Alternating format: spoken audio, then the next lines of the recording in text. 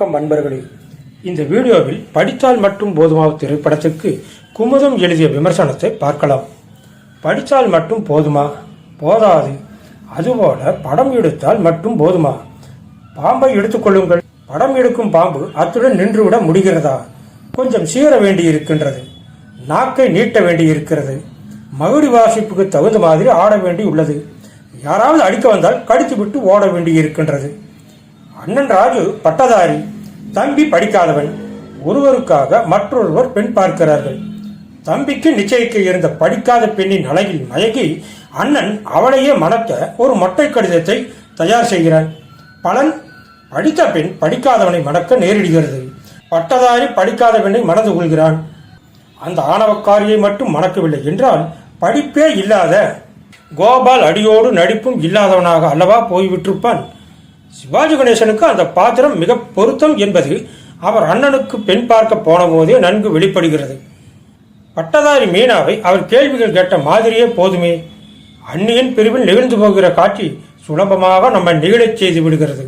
கோபால் தான் கெட்ட நோக்கத்தோடு அந்த மொட்டை கடிதத்தை எழுதியிருக்க வேண்டும் என்று தீர்மானித்து அவன் தந்தை அவனை அடித்தபோது கோபால் துடித்த துடிப்பில் நடிப்பின் உயிர் நாடியே வெளிப்படுகிறது. அண்ணியின் விருப்பப்படி மனைவியை அழைத்து வரப்போய் மாமனாரிடம் அடி வாங்கி கொண்டு அடிவட்ட வேங்கையாக சீறி பிறகு அமைதியாக வெளியேறின காட்சியில் நல்ல மெருகு ஏறியிருக்கின்றது. எம்மாறாத சத்தம் போட்டு பேசி கல்யாணத்தை முடித்து வைத்து கோமாளி கூத்து ஆடி தீர்க்கிறார். அதை கணிசமாக குறைத்திருக்கலாம். காட்டு நடனம் தேவையே இல்லை. இந்த பயங்கர நடனத்தை சேர்த்தால் மட்டும் போதுமா? மக்கள் அதையெல்லாம் ரசிப்பார்களா என்று கொஞ்சம் சிந்தித்து பார்க்க வேண்டாமா? படிக்காத பெண் சீதாவாக வருபவர் சாவித்திரி என்று சொன்னாலே போதும். பெண் பார்க்க வந்த ராஜுவை நாணத்தோடு பார்த்த பார்வையே நம் நெஞ்சை அள்ளிவிடுகிறது. அதிலிருந்து அவர் நடிப்பு சிகரமாகவே விளங்குகிறது.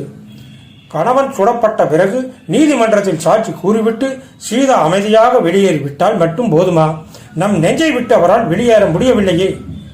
ராஜ சுலோசனாவுக்கு வசதியான பாகம், அவரது சுபாவத்துக்கு ஏற்ற பாகம். ஆகவே நன்றாய் நடிக்கிறார். எஸ்.வி. ரங்காராவ் பட்டதாரி தகப்பனாராக வந்தால் மட்டும் போதுமா? நடிப்புக்கு நல்ல வாய்ப்பு வேண்டாமா?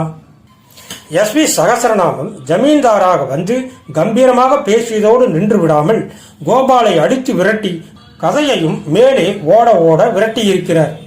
பாடல்கள் நிறைய இருந்தால் மட்டும் போதுமா? அவை கேட்கும் ரசிகர்களின் உள்ளங்களில் பதிய வேண்டாமா? ராஜுவாக வரும் பாலாஜி ஆரம்பத்தில் அதிகமாக அலட்டிக் கொள்ளாவிட்டாலும் தாம் செய்த தவற்றை எண்ணி வருந்தி நல்ல பெயரை சம்பாதித்து கொண்டு விடுகிறார். படித்தால் மட்டும் போதுமா? ஒரு முறை பார்த்தால் மட்டும் போதாது என்று குமுதம் இந்த படத்துக்கு விமர்சனம் எழுதியுள்ளது.